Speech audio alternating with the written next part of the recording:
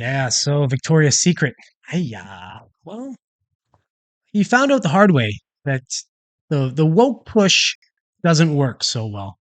I don't know. There's a lot of instances of this. Oh, here we go. This stupid video is going to play here. Streaming There's a lot Warner of Bros. instances of this Netflix will not this woke make its TV show. junk not working, but it's still being done. I don't understand.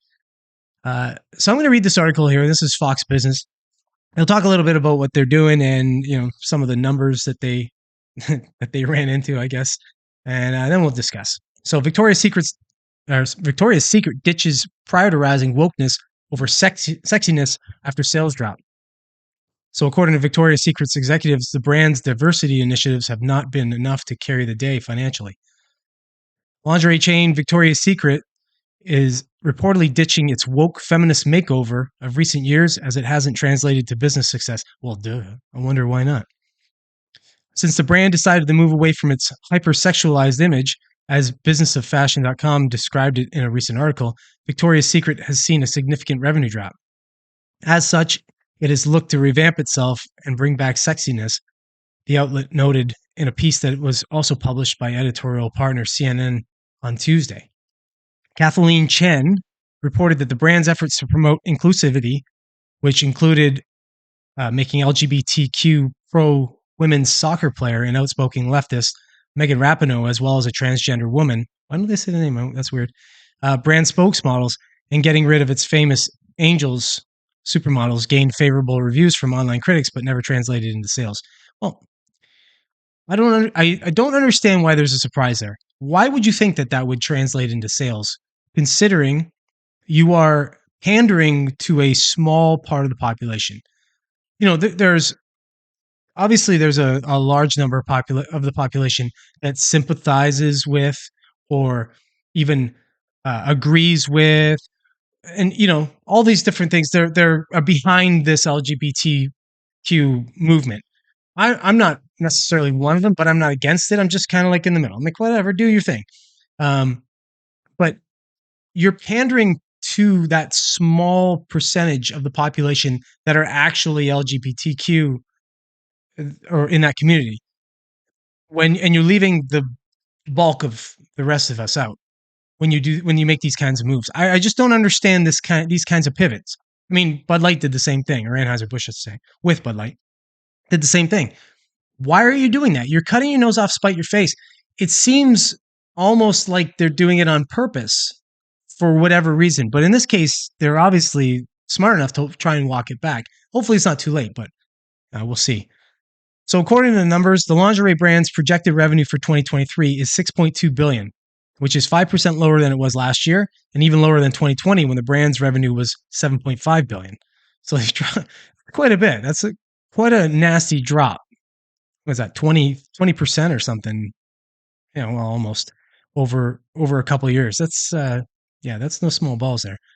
The drop in Victoria's Secret sales also followed the company's move to make its board of directors mostly female. Okay. Here's the crust on this.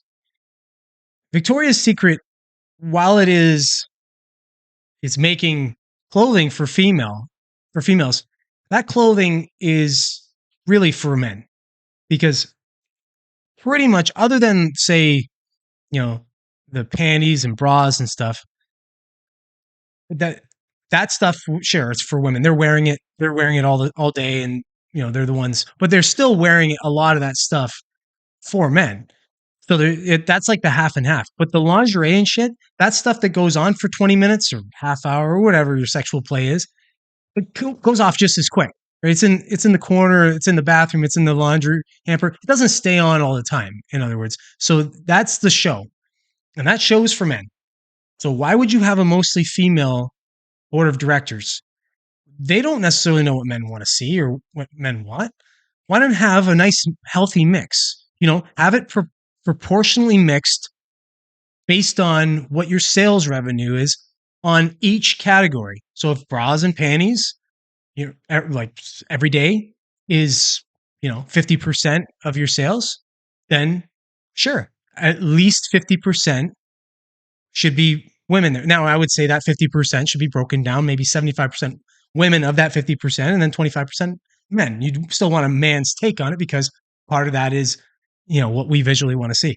So there's a lot of common sense in this kind of thing that's being overlooked or just being ignored when you do things like that. When you have a mostly female, like you're not doing that now for the betterment of the company. You're doing it for the betterment of an image of the company, which is just stupid to me.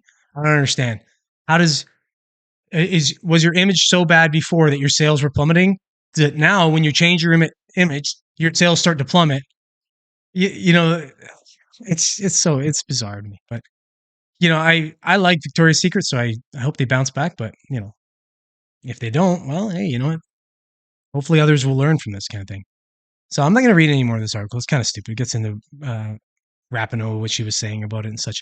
The gist of the article, obviously, is that Victoria's Secret is pivoting back to some normalcy. They're gonna actually start doing what they should be doing and marketing to the masses, not the minority of the mass, right? So, whatever. Maybe too little, too late. I don't know. It'll be yet to be seen, I guess.